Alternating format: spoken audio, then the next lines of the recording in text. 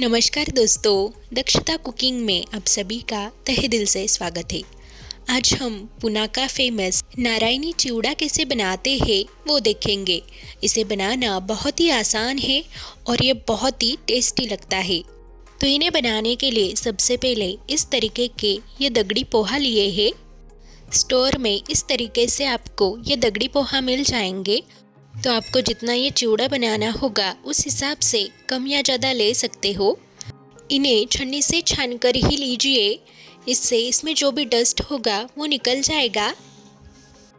तो इसमें डालने के लिए हम जो भी सारी चीज़ें तलकर लेने वाले हैं उसे तलकर लेने के लिए ऑयल को पहले से ही गर्म होने के लिए रखा था। तो ये ऑयल अच्छी तरीके से गर्म होने के बाद इस तरीके के छन्नी में पसंद अनुसार मूंगफली ली है।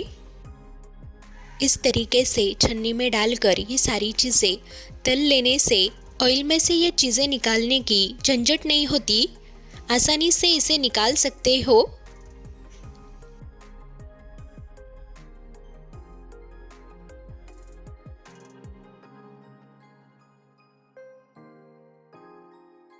तो मीडियम फ्लेम पर ये मूंगफली अच्छी तरीके से क्रंची होने तक तल लीजिए। इस मूंगफली में धीरे धीरे क्रैक्स आने लगेंगे तो समझ जाने का कि हमारी ये मूंगफली अच्छी तरीके से तलकर तैयार है। तो इन्हें हम निकाल लेते हैं। अब मूंगफली निकाल लेने के बाद उसी छन्नी में कुछ बादाम लिए हैं और इन्हें भी हम ऑयल में तल लेंगे। एक एक बादाम को दो हिस्से में काटकर हमने लिए हैं। आप अपने पसंद अनुसार वैसे भी ले सकते हो। अब थोड़ी देर तक बादाम को तलने के बाद इसमें काजू भी ऐड किए। काजू और बादाम ये दोनों भी ऑप्शनल है, अगर आप चाहे तो डाल सकते हो या फिर नहीं डाले तो भी चलेगा। इसके बिना भी ये हमारा चिवड़ा बहुत ही स्वादिष्ट लगता है। तो थोड़ी देर तक इन्हें तल लेने के बाद अब इन्हें निकाल लेंगे और उसी छन्नी में सूखे नारियल के ये स्लाइसेस डालकर अच्छे से इन्हें भी फ्राई कर लेंगे। तो अब लो टू मीडियम फ्लेम पर इन्हें भी अच्छी तरीके से कलर चेंज होने तक फ्राई कर लिया। इस तरीके के ये होने चाहिए। तो अब इन्हें निकाल लेंगे और फिर छन्नी में एक बाउल ये डाल लेकर इन्हें भी फ्राई कर लेंगे। ऑयल में ये जो झाग होती है वो जब तक रुक नहीं जाती तब तक इन्हें हम फ्राई कर लेंगे। तो ये देखिए, अब इस तरीके से हमारी ये दाल अच्छे से फ्राई हो चुकी है। अब छन्नी में लिए हुए दगड़ी पोहा हम तल लेंगे। इन्हें तलने के लिए हम छन्नी में एक बाउल ही पोहे डाले और इस तरीके से ये फुलके इतने हो गए हैं। तो हम इसी तरीके से धीरे धीरे करके छन्नी में ये सारे हम पोहा को तल लेंगे। इन्हें तलते वक्त गैस की फ्लेम मीडियम रखनी है। तो जब ये इस तरीके से फूलकर तैयार हो जाए तब इन्हें छन्नी में से निकाल लीजिए। तो अब बिल्कुल इसी तरीके से हम बाकी के ये लिए हुए पोहा भी तल लेंगे। तो 1 से 1.5 मिनट में ये अच्छी तरीके से तलकर तैयार हो जाते हैं, अच्छे से फूल भी जाते हैं। 1/4 बाउल लहसुन लिया है, इसे भी अच्छी तरीके से हम फ्राई कर लेंगे। इस चिवड़े में ये लहसुन बहुत ही टेस्टी लगता है दोस्तों। इस लहसुन को अच्छी तरीके से क्रिस्पी होने तक और इसका कलर पूरी तरीके से लाल होने तक फ्राई कर लीजिए। ध्यान रखें कि ये लहसुन कच्चा नहीं रहना चाहिए। तो अब ये अच्छे से फ्राई हो चुका है, इसे निकाल लेते हैं और छन्नी में इस तरीके से बारीक काट कर ली हुई हरी मिर्च डालकर इन्हें भी फ्राई कर लेंगे। हरी मिर्च भी अच्छे से क्रिस्पी होने तक हमें तलनी है।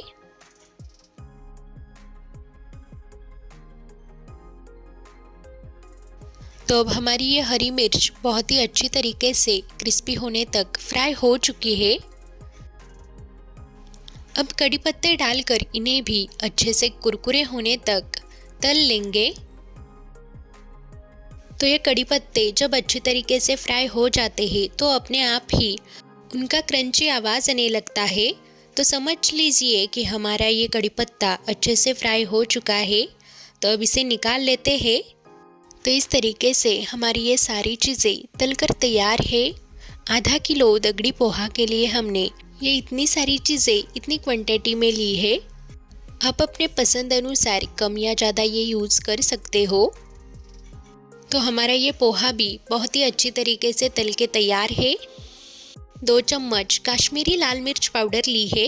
ये टेस्ट में बहुत ज़्यादा तीखी नहीं होती, इससे कलर बहुत अच्छा आएगा।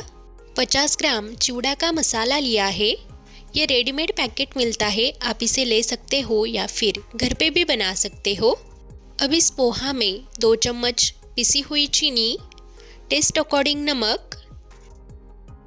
तो अब इन्हें हम अच्छी तरीके से मिक्स कर लेते हैं। पिसी हुई चीनी आप अपने पसंद अनुसार कम या ज़्यादा डाल सकते हो। पैन में 2 से 3 चम्मच ऑयल गरम करके लिया है। इसमें आधी चम्मच हल्दी पाउडर, ली हुई लाल मिर्च पाउडर और मसाला डाल लिया। ऑयल में इन्हें अच्छे से मिक्स कर लीजिए।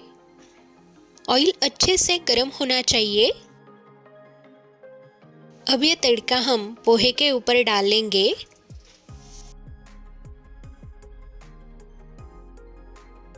ये मसाला अच्छे से पोहा को लगना चाहिए।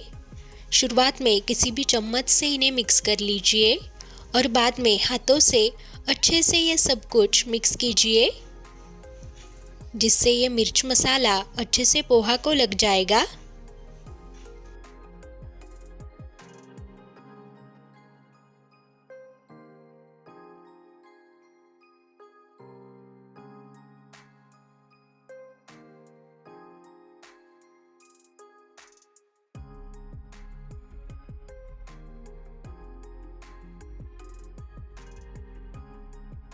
तो ये देखिए दोस्तों, ये जो इसमें डाला हुआ मिर्च मसाला था वो अच्छी तरीके से पोहा को लग चुका है। तो अब तलकर लिए हुए सारी चीज़ें हम इसमें डाल लेंगे।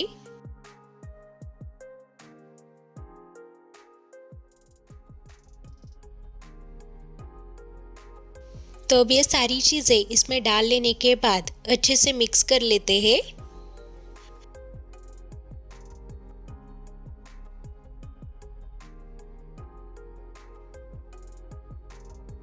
तो इसमें डाली हुई सारी चीज़ें अच्छे से मिक्स हो चुकी है। तो बहुत ही इजीली परफेक्टली हमारा ये चिवड़ा बनके तैयार है। आप भी घर पर ही इसी तरीके से ये पूना स्टाइल नारायणी चिवड़ा बना सकते हो। हमारी आज की ये रेसिपी कैसी लगी ये कमेंट बॉक्स में ज़रूर बताएं।